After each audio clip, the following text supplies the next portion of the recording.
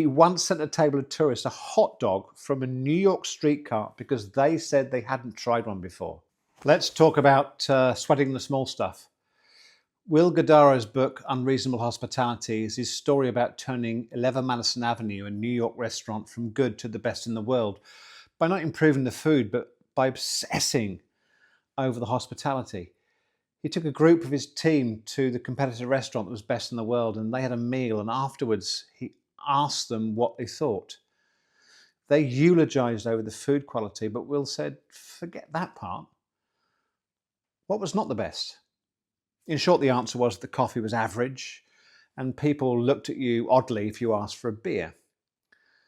So Will created 2 roles. Actually, it was 4 because he also added tea and water, but he created a coffee sommelier who would grind and brew tableside, explaining the origin and flavour notes of the coffee beans.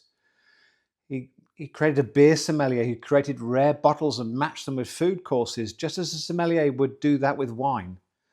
The big idea was, go beyond reason. It makes guests feel special. Unreasonable doesn't mean expensive. It means thoughtful, surprising, and personal. Hospitality that stands out. He once sent a table of tourists a hot dog from a New York street cart because they said they hadn't tried one before. He treated hospitality like a team sport, empowering every staff member to delight his guests. He flipped the mindset from serving food to creating moments. The core lessons are: make it personal. Tiny gestures beat grand displays. Empower your team. Give them permission to go off script. Details. The smallest touches make people feel loved. Hospitality isn't service. Service is what you do for people. Hospitality is how you make them feel.